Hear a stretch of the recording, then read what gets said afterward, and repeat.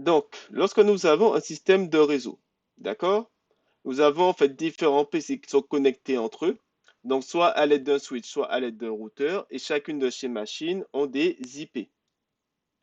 IP qui sont différentes. Même si, entre guillemets, l'IP du réseau reste la même si le masque de sous-réseau reste le même, chaque IP est différente, mis à part bien entendu la partie qui est réservée au réseau.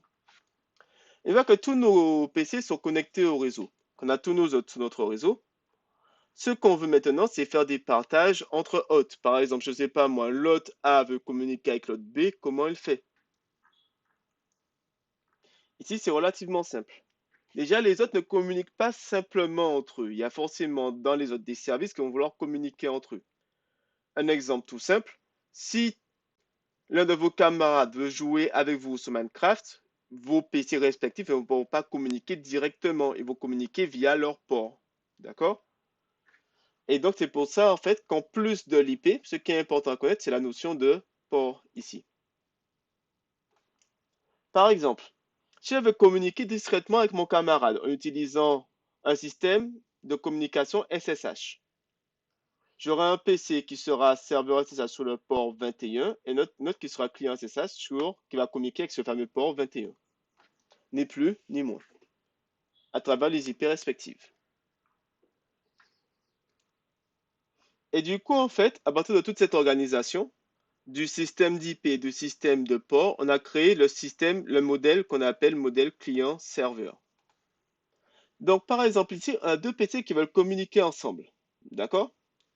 Donc, lui, il va communiquer à partir du port 1250 à lui sur son port 21.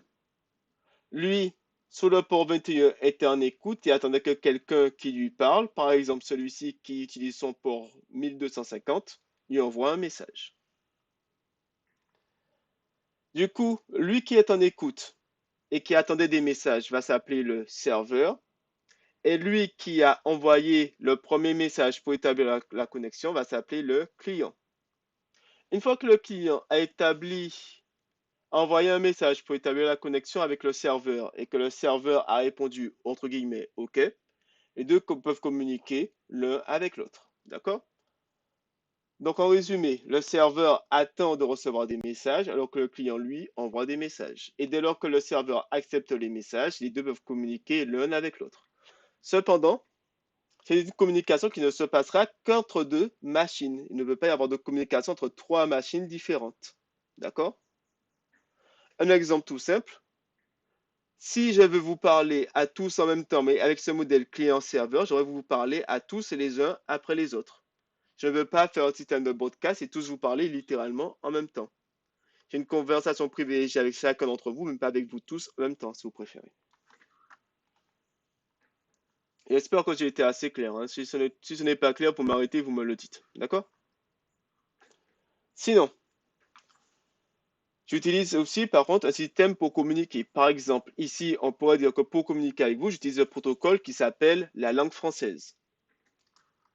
Mais ces deux PC-là, pour communiquer entre eux, j'utilise un protocole qui s'appelle au choix UDP ou TCP.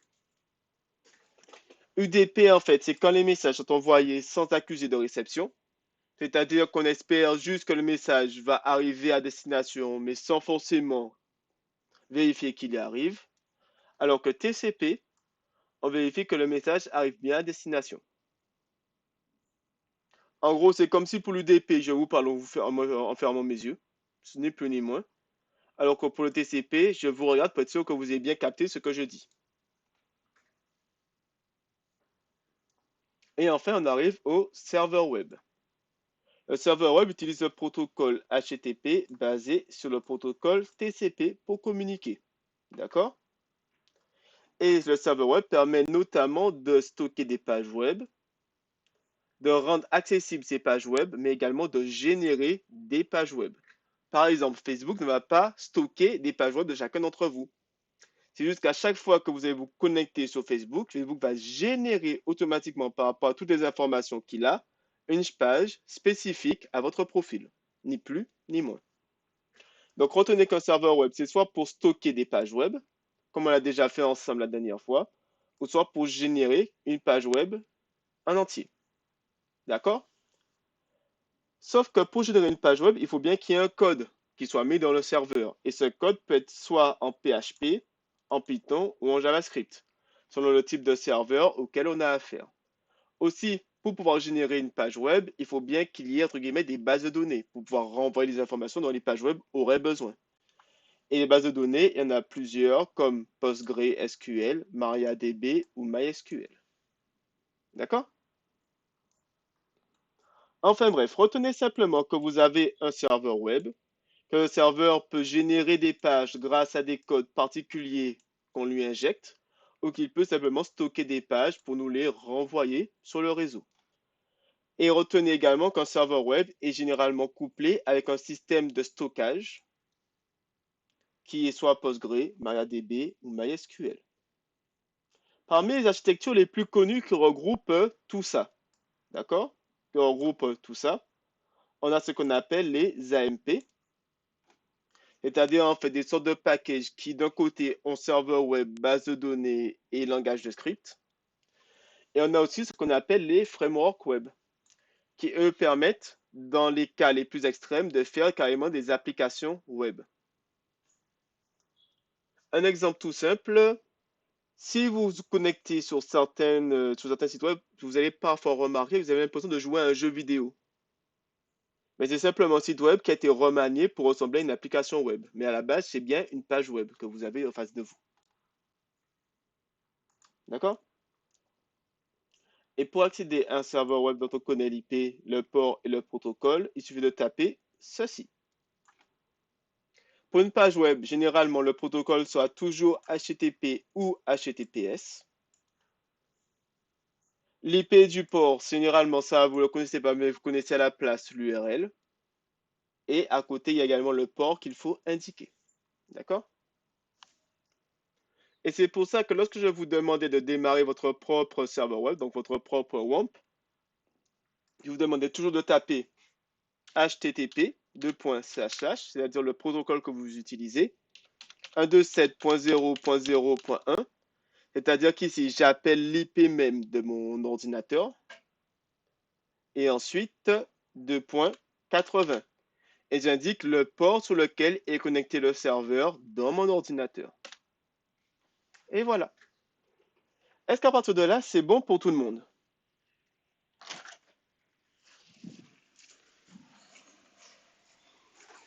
Est-ce qu'à partir de là, c'est bon pour tout le monde ou est-ce qu'il y a des questions particulières? Vous répétez cette partie, j'ai pas trop capté en fait. Tout? J'ai pas trop compris cette partie. Vous pouvez la répéter. Ok. Je vais essayer autrement. Quand tu utilises WAMP, en vérité, WAMP, ce n'est pas un seul logiciel, mais c'est un ensemble de logiciels. D'accord?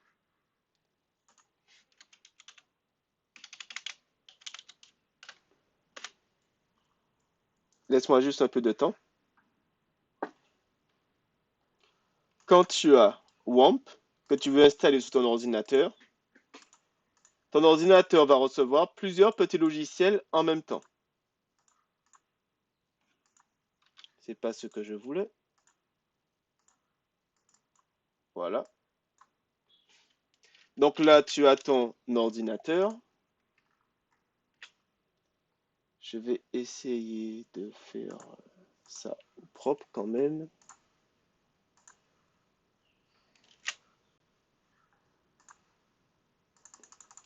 Voilà, tu as ton ordinateur.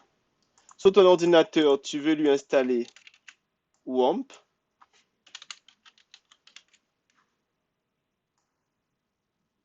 D'accord. Et ton WAMP, il faut savoir qu'il aura plusieurs petits logiciels en lui. À savoir un serveur web, qui ici en fait s'appellera Apache, mais bon, je vais carrément l'appeler serveur HTTP. J'écris juste web entre parenthèses.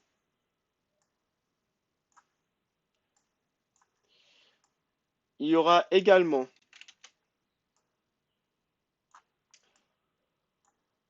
comment dire un langage en fait qui permet de générer des pages, d'accord?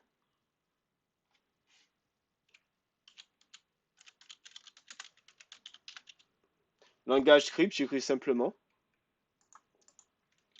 Il y aura aussi un serveur de base de données. Et il en manque un petit dernier. Je vais le faire.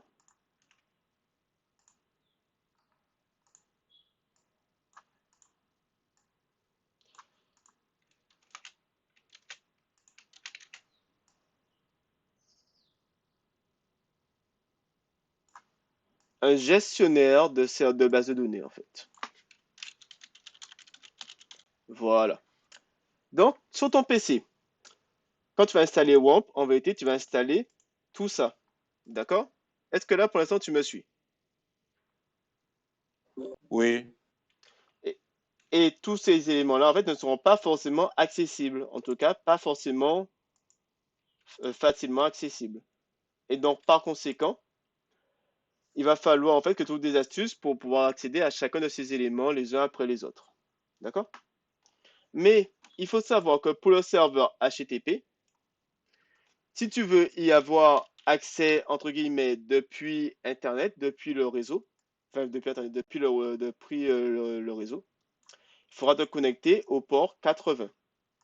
Le PC, son IP, pour rappel, si on parle de machine locale, son IP, attends,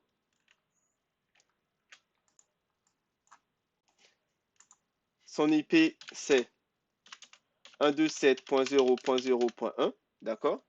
Donc si jamais en fait le PC veut communiquer avec lui-même, peut très bien taper ceci comme IP, mais le serveur web, par rapport à cette IP, est sur le port 80.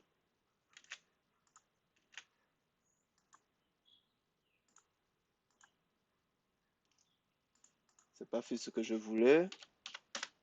Bon, tant pis.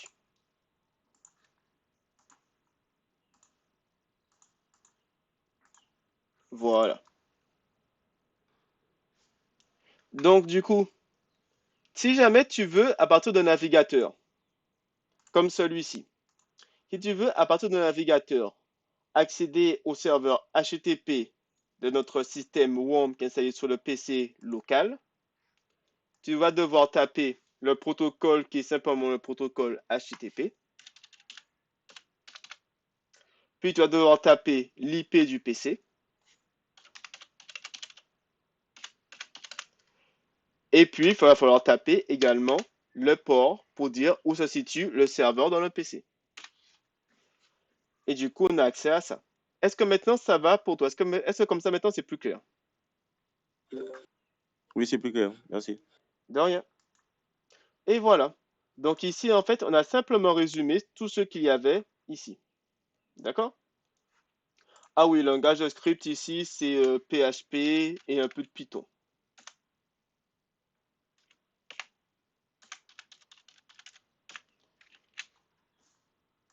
Mais bon, on va pas trop s'attarder dessus.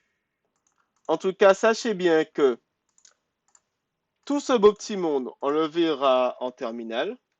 Mais pour l'instant, le seul qui nous intéresse, ce sera celui-là. Du coup, je vais le mettre en couleur. Lui, c'est le seul qui nous intéresse pour l'instant. D'accord? Voilà. Donc, on avait raconté ça à la base. On avait aussi expliqué la dernière fois comment mettre des pages sur le serveur. Je ne sais pas si vous vous souvenez de ça. Comment on met des pages sur un serveur. Non? Mettre des pages sur un serveur, c'est Plus ou super moins. simple. Comment? Plus ou moins. Plus ou moins. Donc, je vais le rappeler aussi rapidement. Pour mettre des pages sur un serveur, c'est relativement simple. Malheureusement, je ne peux pas amener l'icône sur le côté. Ouais. Peut-être que...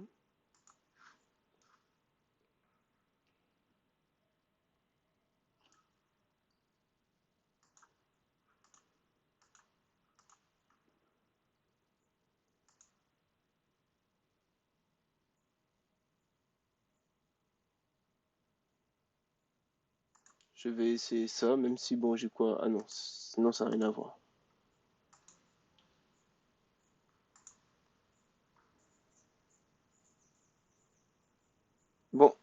Ok, j'arrive pas.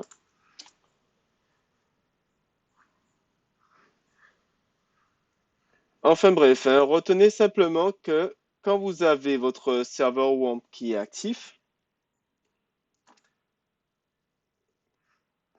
il faut que vous fassiez simplement dessus un clic gauche, d'accord? Une fois que vous avez fait un clic gauche, vous avez marqué répertoire www et vous cliquez dessus. Obtenez normalement ceci. Ou si vous ne savez pas trop comment faire, c'est super simple. Vous allez là où est installé votre serveur WAMP. Pour ma part, mon serveur WAMP a été installé ici.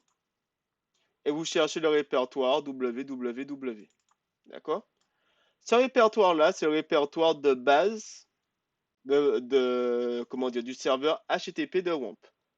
C'est-à-dire que le serveur HTTP va présenter sur le réseau tout ceci. En d'autres termes, tout ceci qui est là est accessible depuis le réseau, depuis votre navigateur qui est là. Un exemple tout simple. Là, j'ai un dossier compressé qui s'appelle exemple.zip. Si je tape 127.001/exemple.zip, il a directement téléchargé exemple.zip qui était bien dans le répertoire www. D'accord?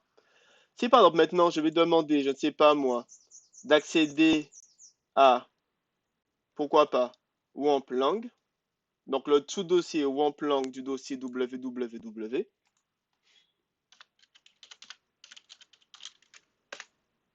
et voilà ce qu'il fait. Il me présente tous les documents. D'accord? Donc, dès lors, en fait, qu'on a tapé l'IP et le port de la machine, tout ce qu'on tapera après, c'est le chemin d'accès de ceux qui se situent dans le répertoire www. D'accord? Est-ce que ça, c'est bon pour tout le monde? Oui. Oui, ça va.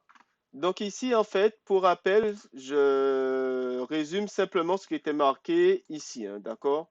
Héberger une page web sur WAMP.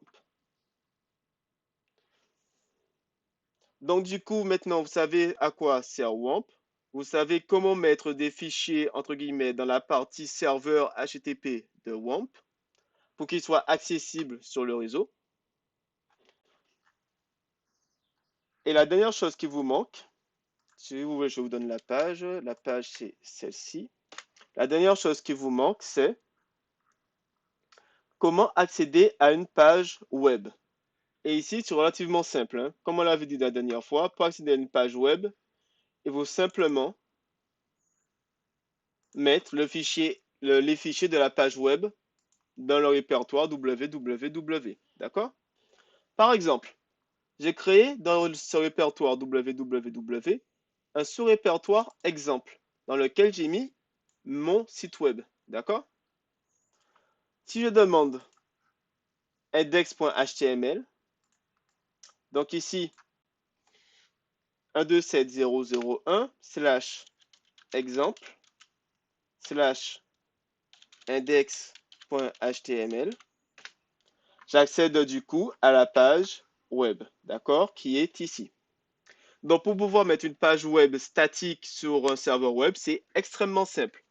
Vous cherchez le dossier que le serveur va partager sur la toile, sur les navigateurs, et vous mettez vos fichiers dedans, ni plus ni moins. Après, pourquoi j'ai mis mes fichiers dans un sous-dossier qui s'appelle exemple pour ne pas tout mélanger, d'accord? Et j'ai également un sous-dossier Koala. Donc ici, j'ai juste à taper Koala. Voilà. Et j'ai également un sous-dossier loup. Et donc là, j'ai juste à taper loup. Et voilà. Vous voyez bien que c'est relativement simple. Est-ce que là, il y a encore un souci?